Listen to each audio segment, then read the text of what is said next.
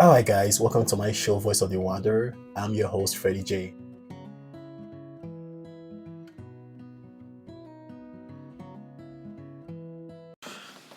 Good afternoon, sir. Good afternoon. You're welcome to this episode of my podcast today, Voice of the Wanderer. And today we're talking more about the education system in America. We might hit some few states, maybe like Idaho, along the line, but that's our focus today. And you guys know me already. I'm your host, Freddie J, and I'm excited. This is Dr. Njoku, and please could you introduce yourself so we get to know you better? Yeah, let me start by saying thank you for having me to this podcast. My name is Raphael Joku. I'm a professor at Idaho State University. I teach in the Department of History and the Department of Global Studies and Languages. Nice. I didn't know his name was Chijoke until today. So, what's the meaning of that? Chijoke means God is the creator. So God is the creator creator. God, yes. That's a powerful name. It is powerful. And I would like to acknowledge my buddy behind the camera, Lloyd. Thank you very much for doing this. And as Lloyd told you before we started the podcast, he mentioned your name meant something in Cameroon. Is it big elephant? So so this is big Dr. Njoku. All right, so for those who didn't know already, I majored in global studies at Idaho State University, and he was the department chair at that time. I think he just recently stepped down, and he's been a huge source of inspiration for me, and I've loved working with you, sir, and I think that's why you're the first person I thought about when I thought about education on my podcast. And I'm very grateful for finding the time to do this with us today. Thank you very much. As I have told you several times, I really admire your spirit of creativity, your hard work, everything you have done to improve yourself academically and otherwise. I think is very inspirational and should serve as a role model to other students. Yeah, thank you very much, sir, for the kind words. So I would like us to take a deep dive uh, into your life. I mean, whatever you're comfortable sharing with us.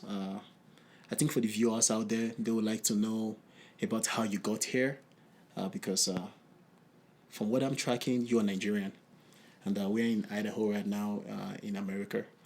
And I know most people want to know your journey. They want to know your career, what you had to do to get here, what's your position right now. Could you share more lights in depth about that, please? Absolutely. Yeah, that's a very interesting question and a long story, but I'm going to cut it short as much as possible.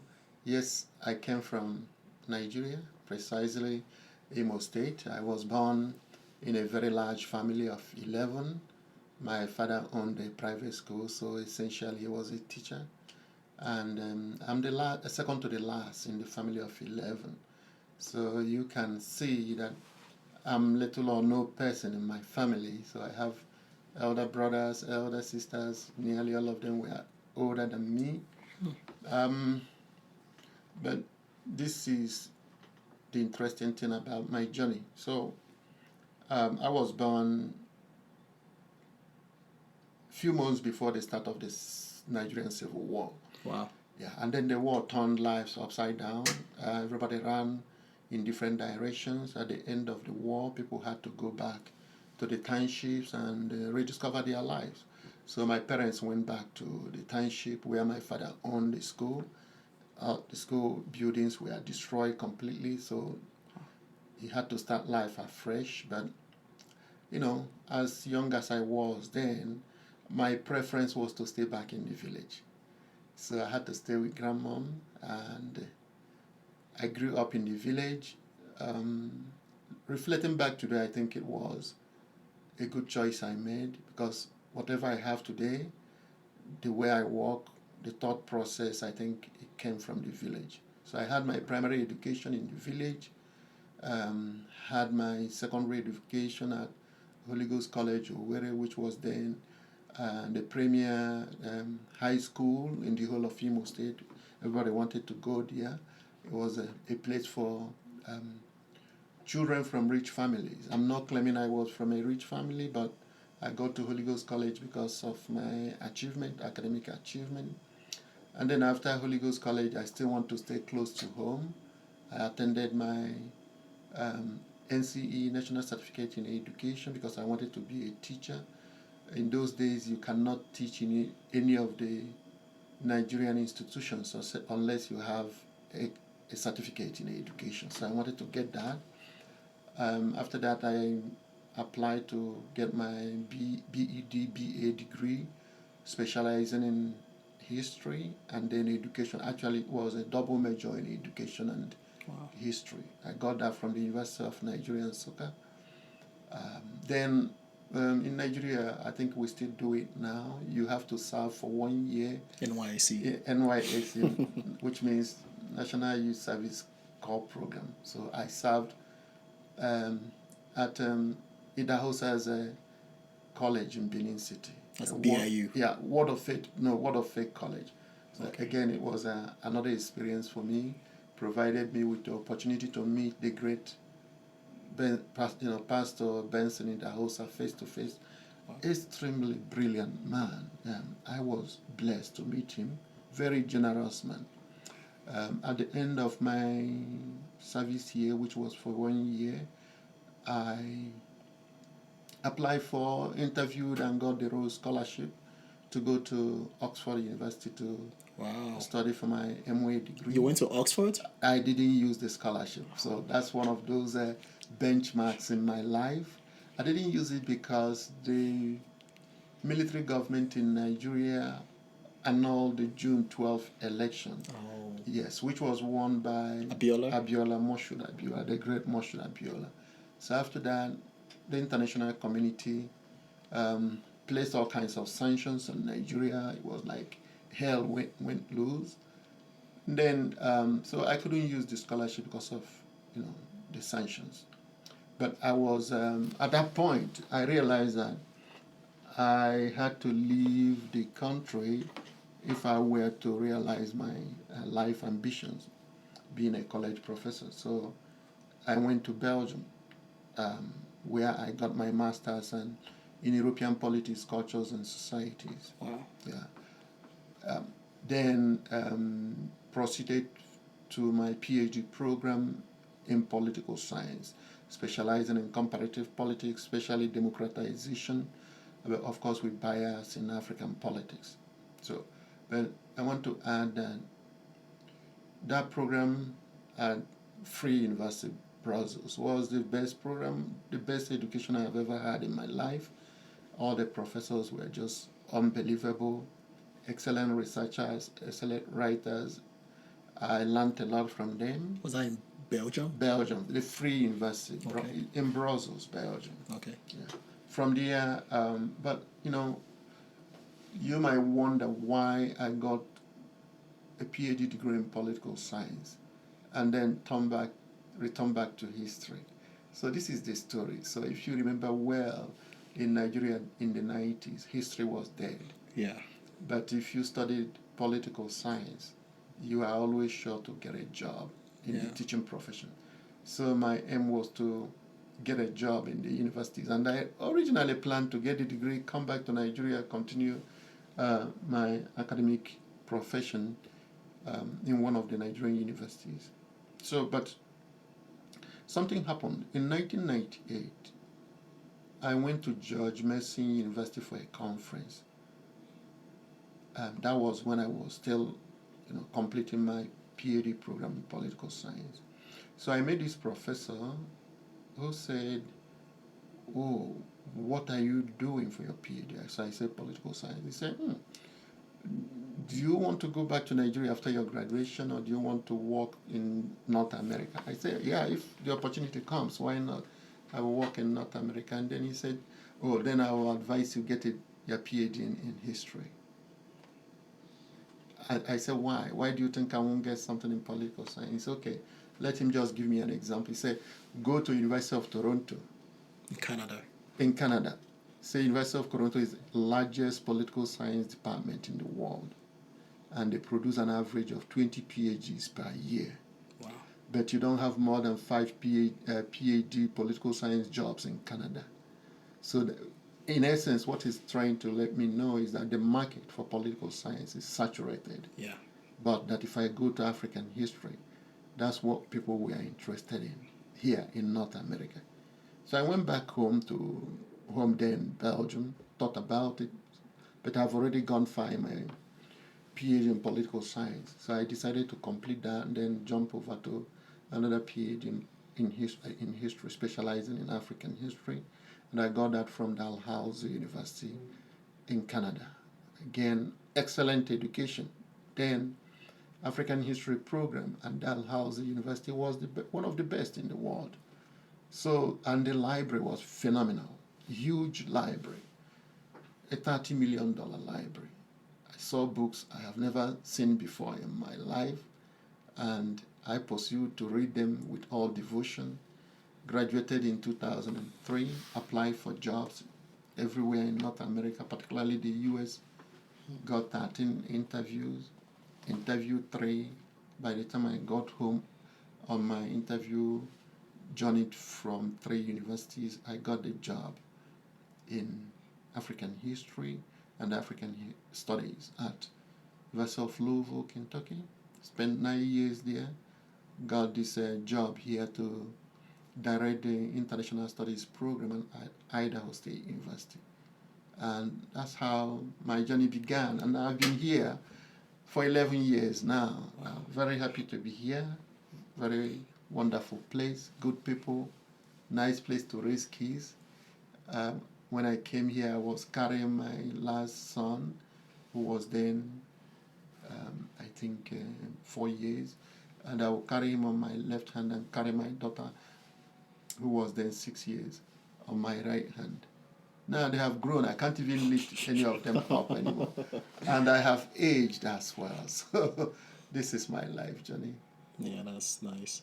That was very interesting. I think I just learned a lot about you. I never knew about these things, you know. Absolutely. I'm sorry about the Oxford opportunity you couldn't take. I got so excited when you mentioned that. I was like, so you went to Oxford? I didn't, unfortunately, yeah. But, when one window closes, another opens. Yeah, that's true. In Belgium, I'm happy to say that God opened a whole lot of opportunities for me. I got exceptional scholarship directly from the Minister of Education on the recommendations of my professors. So that made life a lot more easy. A scholarship equivalent to Rhodes Scholarship, or if not more than that. That's nice. Yes. That's pretty awesome. So we're going to transition into the education system in America. I love that you mentioned Belgium, as it seems like you had a great time over there. I did. And you, in your opinion, you think you had the best education Absolutely. over there. So we're going to do a little bit of compare and contrast to see the differences. So first of all, I was born in Nigeria also. And I was looking for greener pastures, like my people like to call it, our people like to call it. So I left Nigeria to come to America to come get a higher education. And I've always had the ideology that the education system in America is unbeatable and is the best. I mean, in my own mind, it was better than where I was coming from, of course. But living here for a while now, I've seen a lot of pitfalls and loopholes and some other things in the education system that I think is worth discussing, some issues. Because I feel like when we don't say something, there's not the chance of getting it right is depreciating. So I think it's worth discussing. So, but first of all, though, let's do a little bit of comparison. So, American education and the education in Belgium, what are the differences in your own opinion? So, let me start by saying that the kind of education you have in any country is dependent on the needs of the country. Yeah. And the amount of money, the amount of funds the government channel towards education, and the number of people who are looking for education. So Belgium is a small country. Yeah, when I was there, you're looking at 11 million people. The government puts a lot of money into education. It's just unbelievable. Like, let me just give you an example. For my program, my master's program, so I was the first African to complete the master's program. They are the first to enroll and complete. But Is this in Belgium? in Belgium, Wow. yes, yeah, the master's program in European politics, cultures, and societies. Okay. And I found out that different European countries, EU countries, they send students to the same program then. And all these students come with scholarships. And I met American students there also, at least 2 of them. But the point I want to make is that the government, even though students come with funding, the government was spending for each of us enrolled in that program 500,000 Belgian franc. So the exchange rate then was 40 Belgian franc to $1. So if you divide 500,000 by 40,000, you can see how much the government budgeted for each student. And that's why I started by saying that it was top quality education. And it was free education? Free education, top quality. Wow. Is this still free right now? No, it's not free. I'm not saying it's free, but what I want to emphasize is that the tuition wasn't as high as we have it here. Okay. But the government subsidized the rest. So they budgeted this 500,000 Belgian franc for each student. And what do they use the money for? So you look at the syllabus. If there is any topic on Iranian politics, they will bring a professor from Iran to teach that topic. Yeah. If there is any topic of discussion on Russian politics, they will fly down a Russian professor to give you that Russian experience. So that was what made it fantastic. Now, I don't know whether the same amount of expenditure happens in other public universities in Belgium, but I'm talking about my own experience. Yeah.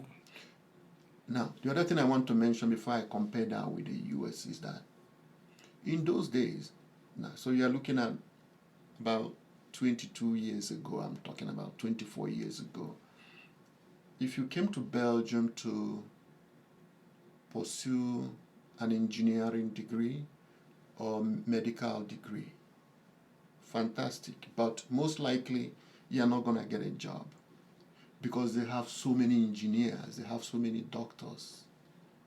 Do you see what I mean? Yeah. So they're already saturated with educated people in those fields. Now you come to the US. Now, US has been one of the leaders of education in the world. And when I talk about education, I mean top quality education. Look at Harvard, look at Princeton, Yale, University of Texas, New York University, everywhere. And of course, 10 million people in Belgium and nearly 300 million people in the US. It's not the same. So the pool of people looking for education here in the US is more, and we have more institutions and colleges here. And the government spend more than Belgium. So Belgium is a lot more manageable. Here, the population of people looking for education is a lot more. But then the problem is that the government is not putting enough money into education. And that has caused a lot of issues. So one of them is that some of the best professors go to the Ivy Leagues because that's where you have the money. Of course, it's not only the Ivy Leagues that have money, but there are other places. So what I'm suggesting here is that when it comes to the state-run universities, state-owned universities, there's not enough pool of money to fund every program and to pay faculty members and staff enough to bring out the best in them, or even to attract some of the best faculty in the world. So yeah, so I think for me that's one of the basic issues. Yeah. So it kind of caught my attention though because I know in America we have the most bogus budget for the military. I'm surprised that we don't spend that much money for education. I mean, in the whole world, America is known for our military strength because of how much budget Congress puts for the military. So it kind of blows my mind away. I'm trying to figure out why. I'm wondering. I'm trying to figure out why it's like this. Because America is a beacon to the whole world for a lot of things. Yeah. That's why many people try to emigrate. People like me also to come to America to pursue the American dream. Yes, I will. I will say two things about that. So one, concerning education and funding of education. Yeah, the cost of education is in America is a little off the line. I think we can do a better job, make education more affordable to students, make sure that students don't graduate with tens of thousands, even hundreds of thousands of education loan they have to pay back, especially those of them in the medical field and the engineering field and computer field. So that's one thing I want to say about that, so we can do a lot better. But when it comes to military budget, yes, it's a lot. There could be, again, better management so that some of those funding will go to education, absolutely. Okay. But I also understand why Congress put a lot of money into the military. Look at how the world is going. In the past 10 years, 20 years, there has been a lot of changes around the world. Geopolitically, China, Russia, and other enemies of the United States are trying to sabotage security of people here. So you can see the reason why they put so much money into military budget so that the United States can maintain their military strength. And don't forget, without the military strength, other things will not hold in the U.S. Yeah, that's true. All right, I was doing my research yesterday. I looked at ISU, the enrollment numbers, and the amount of people who actually graduate from ISU and some other schools around these areas. For ISU specifically, I mean, in the last semester or few months, the numbers have improved. I'm wondering, in your opinion, like, what do you think? Most people enroll into college, they want to go to school. They do like 1 or 2 semesters or half a semester and they're out. What do you think are some of these reasons? Is it that the educational system or the education system offered in America is not effective, it's not catchy enough, or is education not important? Very good question. So I'm speaking from how I see the issue. Yeah. So I think, one, America is so buoyant. True. There are so many opportunities. You can imagine living in different countries. I'm talking from experience. So what I'm implying is that if you're an American kid, yes, if you get a university, college education, it kind of opens more opportunities for you. But you can also live comfortably without a college degree because there are so many opportunities. Some of them go into business, some of them pursue vocational studies, welding, mechanic, car repairs, and by the time you know it, they are very comfortable. They build wealth. And if you look at some of the richest people in the U.S., many of them were college dropouts. They didn't even get a degree. So primarily, that is the problem. That is the thing. That is one huge factor. So that's what I will say. But some people misunderstand that dynamic to mean that college degrees don't work the problem. No, it's not really that. It's because there are alternatives for people to pursue without college education. Now, if you watch, when there are less jobs available, people go back to school to improve themselves and show up their marketability. But when everything is okay and there are so many jobs everywhere, the students tend to drop out because they could earn, decent living, not getting the college degree. That's true. That's true. Yeah, I was interviewing someone a while ago, and he built a career for himself in the military. He never went to college. I mean, Elon Musk. I don't think he went to college. Okay. The owner of Tesla, and the guy who founded Apple also, he went to college for one semester, and he dropped out. So I think you have a point there. I would like us to go more in depth also. I was reading an article a while ago about how a governor was trying to pull funding from the educational system in that state, just because he thought the teachers or the faculty was wasting time teaching the students about other countries like geography, like Africa. And he caught my attention because when I came to America, I saw people ask me some questions, some disturbing questions. Questions like, example, do you have a fridge in Africa? They think Africa is a country, but Africa is a continent, and I'm from Nigeria. They asked me also, oh, do you guys have aeroplanes? Oh, I told them, I don't think so. I just use a leaf. I stepped on the leaf and I just flew with it to America. Or they ask you, oh, do you have electricity? Do you have traffic lights?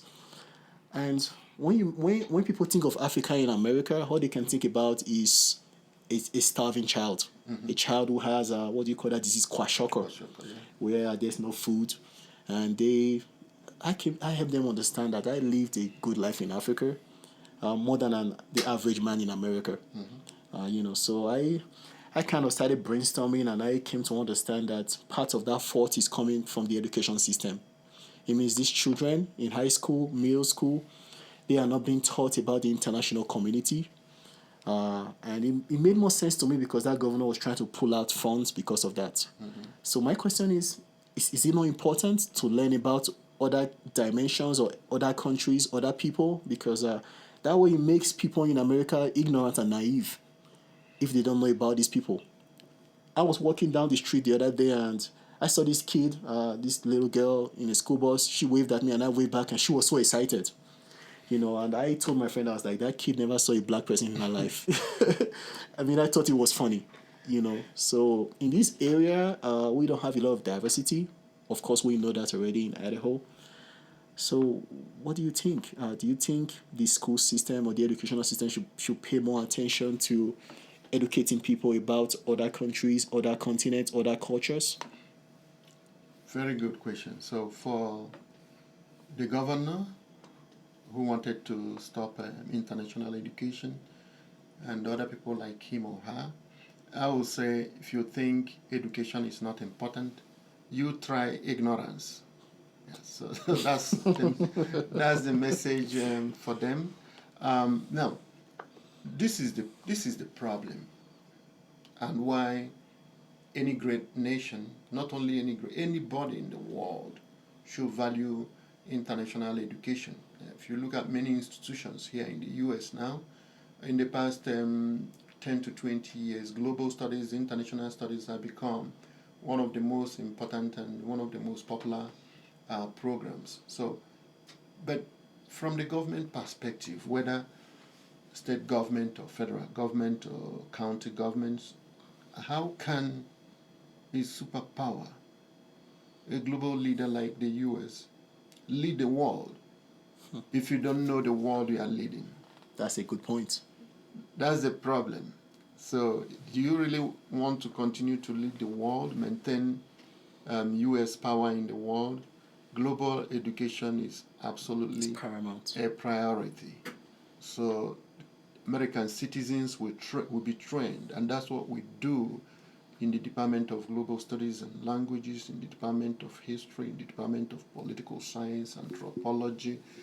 Actually, any academic field must have elements of international education content so that American students will graduate, have that cultural competence, have that multidisciplinary skills, have that knowledge of the world, to be able to continue leading the world, to contribute to humanity, to realize that a decent education, a global education, builds bridges between cultures and peoples.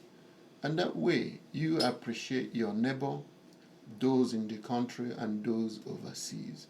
And global education is a pathway to peace, because then you realize that people in other regions of the world are human beings like you. They have emotions, they have needs, they are international actors, regional actors, national actors, domestic actors. And through that way, we have a more peaceful world. And, education sheds light into people's heads and minds and souls. So this is the values of international education in particular, and education in general. Yeah. That's why people go to school. That's correct. So, in your opinion, what do you think is the future of education in America? Lower the cost of education so that it's affordable, which means a little more government funding, provide scholarships for students, emphasize international education, promote the liberal arts education. Yeah, science education is absolutely important, but you cannot realize the needs of science education without liberal arts education, because there are certain things science cannot teach you. Science can teach you science knowledge and make you become a robot, but a robot cannot. A robot without passion, without sense of community, without appreciation of fellow human beings, without human relations, without even that compassion. If you are a doctor, without that human compassion to bring good to your community, to be happy when you see a sick person recover from illness, then I wonder the kind of doctor you are. So liberal education, you cannot overemphasize the importance of liberal education. It is the soul of education and the heart of education. Wow, that hit hard. It got me thinking. So you mentioned something about lower cost of education. In your own opinion, just your opinion. So I have two scales in my mind right now. So we have lower education, lower cost of education, and more scholarship. So if we are going to balance it out, in your opinion, which do you think is best? Lower cost of education or more scholarships? I think lower the cost of education. If it's affordable, then you don't really need the scholarships. Those of us from Africa, we are able to complete our undergraduate education, and those who pursued graduate education, we are able to do that because it's not as expensive as it is here. Yeah. So that's why many of us are educated. If it's as high as it's here, how many scholarships will you give out to cover even 10% of those who are in need of education? Yeah. So that got me thinking, though. You just mentioned something. I picked something from what you said. I think before President Trump became president, they did a census to like statistics, and the numbers came out that the Nigerians have more numbers of graduates in America than even Americans. So, does it mean Nigerians we love education more than the American people? Because this is facts. this is how I will interpret it. So we have this joke that those who live close to the church don't go to church, because they live close to the church and they think they can hear what the pastor is saying, and they don't really need to be inside the building to hear the voice of the pastor. So what I'm trying to say in essence is that there are so many educational opportunities here in the US that It's true. people take it for granted. So if you go back to Nigeria, for instance, so you're looking at a country of 200 million people, but we don't have up to 200 universities and colleges. So the competition is so tough, so hard, that only a small number of those in need of college education are able to get in. So you feel frustrated, you feel that without any opportunity, your life is done. So for those who had opportunity to come out, they realize that, okay, remember where you come from. You can't miss this opportunity. You must take it now. And I feel it's the same thing with Africans from other African countries who studying in the US. Like I mentioned, the library. One of the things that caught my eyes when I came to the Western world was how stocked with materials their libraries are. We don't have good libraries back at home. So if you really want to improve yourself, you love education, you are looking for opportunities, I think this is the mindset with which Africans come to the US. Then they pursue it. It's not only in the education area. Look at those of them in sports, basketball, NBA, track and field, boxing. They are flourishing. Yeah. So, by the way, Nigeria is the highest exporter of intellectuals to the US. That's university professors, high school, middle school teachers. Nigeria is also one of the highest exporters of medical doctors, nurses to the US, to Saudi Arabia, and to Kuwait. So, but the point I want to make is that these army of professionals don't have opportunities at home. So, but they have all these skills. Yeah. They want to succeed. So they look for greener pastures overseas.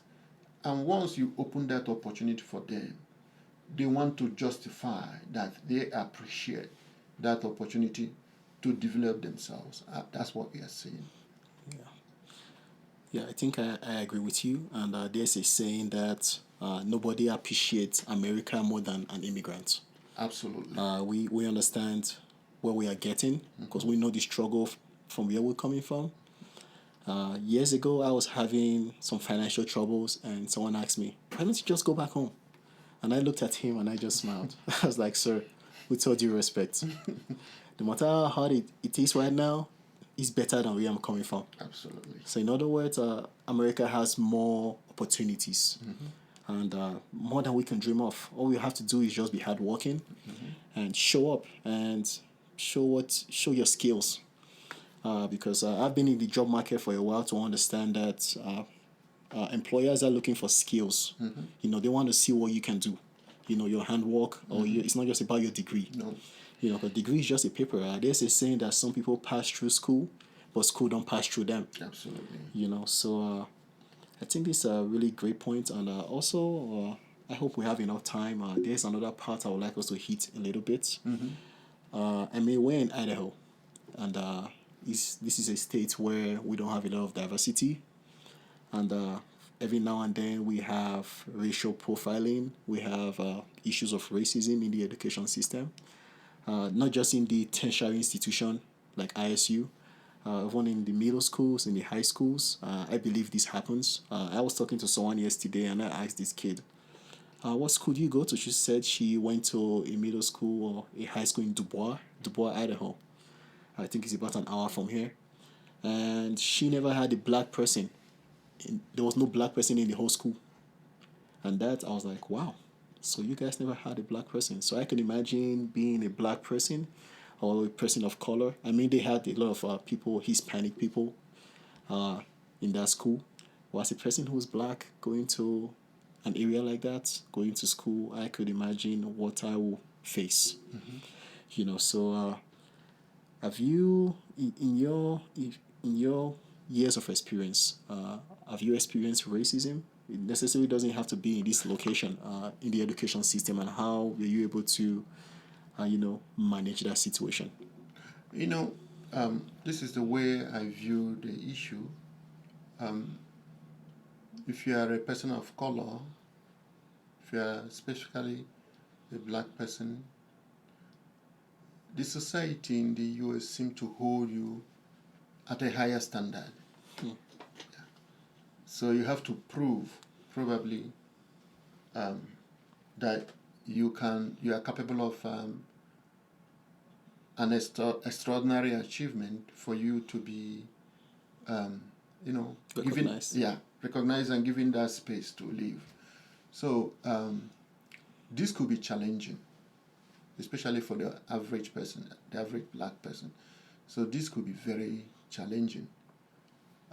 But the Americans also say that there is nothing like total bad news. So in as much as it's challenging, it motivates you to work harder. Yeah. And good enough, the society recognizes hard work. So that's one thing I have to say. The other thing is this. This is Black History Month, right? So that's why international education, multicultural education, is very important, because people live in different places, hidden communities that have not been able to encounter that experience with people from other cultures, from other nations, have that diversity. So that's why the nature of education is important. Now, I can also approach the question from the spiritual dimension.